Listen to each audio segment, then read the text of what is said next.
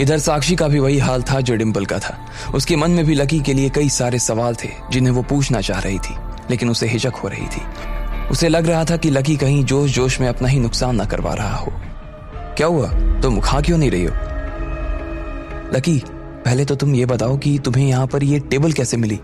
क्या मतलब कैसे मिली? मैंने टेबल बुक की है, अभी तो मैसेज दिखाया था मैनेजर को। हाँ वो तो मालूम है, लेकिन तुमने इतनी महंगी टेबल कैसे बुक कर ली? अभी तुमने सुना नहीं, वो मैनेजर राहुल को इस टेबल के पैसे जोड़कर बता रहा था। लकी, तुम सच बताओ, तुमने ये टेबल कैसे बुक की है? अरे चिल बाबा, तुम खाना खाओ ना, मैं देख लूंगा। मैंने कहा है ना कि मैं तुम्हें एम्बैरस नहीं होने दूंगा। देखो लकी, अगर तुमने मुझे नहीं बताया ना तो मैं यहाँ से उठकर चली जाऊंगी। जब साक्षी टेबल से उठने को थी तब लकी को लगा कि उसके लिए जवाब देना जरूरी हो गया था, लेकिन वो साक्षी को अपनी सच्चाई बताकर उससे अपने से दूर नहीं करना चाहता था। साक्षी उसकी उन दोस्तों में से थी जिसने उसका मुश्किल वक्त में साथ दिया था। ऐसे में लकी उससे अपने स्टेटस की वजह से दूर नहीं रखना चाहता था। लकी ने 2 पल सोचने के बाद एक बहाना बनाते हुए बोला, देखो ऐसी बात है कि मेरी न कल एक लॉटरी लगी, किसी को बताना मत। लॉटरी पूरे 1.5 लाख रुपए की थी। मैं लॉटरी के टिकट्स ना खरीदते रहता हूँ और फाइनली कल जाकर मेरी लॉटरी खुली, इसलिए मैं तुम्हें यहाँ पर लेकर आया। तुम सच बोल रहे हो? अरे हाँ बाबा, वरना मैं इतना पागल थोड़ी हूँ जो तुम्हें इतनी महंगी सी जगह पर लेकर आता। तुम तो जानती हो ना मेरी हालत क्या है। तो जब तुम्हें अपनी हालत का अंदाजा खुद ही है तो फिर तुम मुझे इतनी महंगी जगह पर क्यों लेकर आए? लकी, 1.5 लाख की ही लॉटरी लगी है, 1.5 करोड़ की नहीं है जो तुम इतना उछल रहे हो, समझे? अरे इतना भी महंगा नहीं है, वैसे भी थोड़ा सा एंजॉय करना तो बनता है ना। हाँ लकी, लेकिन फिर भी तुम्हें इस तरह से पैसे नहीं उड़ाने चाहिए ना। तुमने सिर्फ इस खाने के लिए 15,000 रुपए खर्च कर दिए हैं। अरे ठीक है, पैसे का क्या है, आज है कल नहीं है। साक्षी ने फिर से अपनी चम्मच उठाई और खाना खाने लगी। वहीं दूसरी तरफ डिम्पल की जलन कम होने का नाम ही नहीं ले रही थी।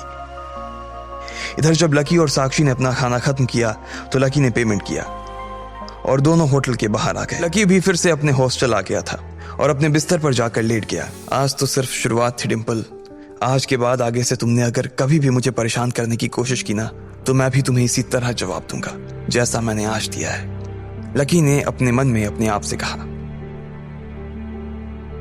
उधर डिम्पल भी अपने पलंग पर लेट चुकी थी और उसके मन में ढेर सारे सवाल आ रहे थे।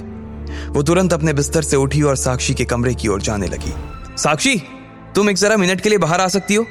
एक्चुअली मुझे तुमसे कुछ बात करनी थी। साक्षी, आज जो तुम लोग डिनर करने के लिए आए थे वो तुम उससे लेकर आई थी या लकी तुम्हें वहां लेकर आया था? डिम्पल ने इधर उधर की कुछ बातें पूछने के बाद सीधा पॉइंट पर आते हुए कहा, लकी मुझे लेकर गया था। क्यों, क्या प्रॉब्लम है? साक्षी, लेकिन वो इतना पैसा लाया कहां से था? डिम्पल ने पूछा। तुम्हें इससे क्या मतलब है? उसके सवाल को सुनते ही वो चौकन्नी हो गई थी। वो समझ गई थी कि डिम्पल ये सवाल इसलिए नहीं कर रही थी क्योंकि उसे लकी की चिंता थी। उसका इस सवाल को पूछने के पीछे का मकसद कुछ और ही था। अरे यार साक्षी, तुम ये कैसी बात कर रही हो? भले ही मेरे और लकी के बीच अब कुछ नहीं है, लेकिन फिर भी मुझे उसकी चिंता होती है ना। अब क्या मुझे उसकी चिंता करने का भी कोई राइट नहीं है? बताओ ना साक्षी, लकी के पास इतने सारे पैसे कहां से आए? डिम्पल ने फिर से पूछा। उसकी लॉटरी लगी है 1.5 लाख की। जब साक्षी को एहसास हुआ कि डिम्पल आगे कुछ नहीं बोल पाएगी तो साक्षी ने बात को आगे बढ़ाते हुए कहा, लकी की फाइनेंशियल कंडीशन पहले से ही ठीक नहीं है, लेकिन लॉटरी के इस पैसे से उसका काफी बर्डन कम हो जाएगा। वैसे तुम उसके पैसों के बारे में तो नहीं सोच रही हो ना? साक्षी ने डिम्पल के मन में झांकने की कोशिश करते हुए कहा। अरे साक्षी, ये तुम क्या कह रही हो? ऐसा कुछ नहीं है यार, मैं उसके पैसे के बारे में क्यों सोचने लगी? इधर अगले दिन जब दोपहर में कॉलेज की कोई क्लास नहीं थी तो लकी हमेशा की तरह किताब पढ़ने के लिए लाइब्रेरी में चला गया। लकी जब सीढ़ियों से चढ़कर ऊपर की ओर जा ही रहा था तो उसे पीछे से किसी की आवाज आई, लकी। जैसे उसने पीछे मुड़कर देखा तो उसने पाया कि डिम्पल खड़ी थी। उसने वही सफेद ड्रेस पहनी हुई थी जो लकी ने उसे ला कर दी थी। क्या मैं इस ड्रेस में अच्छी लग रही हूं? बात क्या है वो बताओ सीधा। लकी ने सीधा पॉइंट पर आते हुए कहा।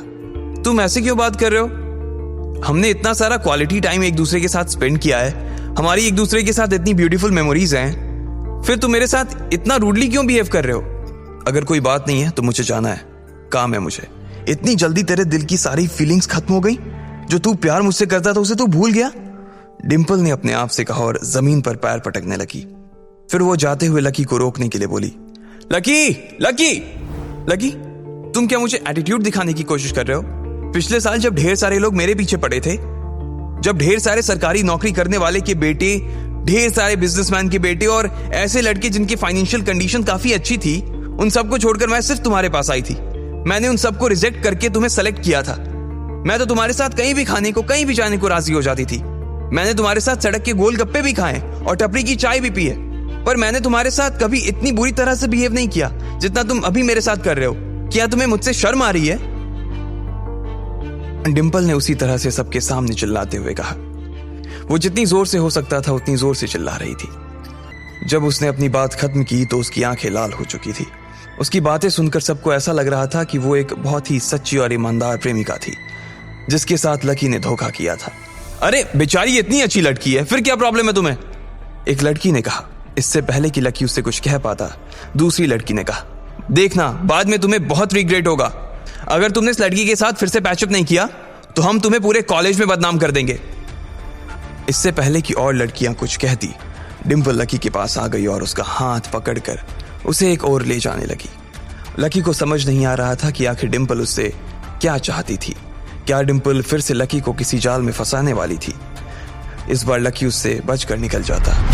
आगे की कहानी जानने के लिए देखिए अगला एपिसोड सिर्फ पॉकेट एफएम के यूट्यूब चैनल पर, और इंस्टा मिलियनेयर के सारे एपिसोड्स को सुनने के लिए डिस्क्रिप्शन में दी लिंक से डाउनलोड करें पॉकेट एफएम ऐप।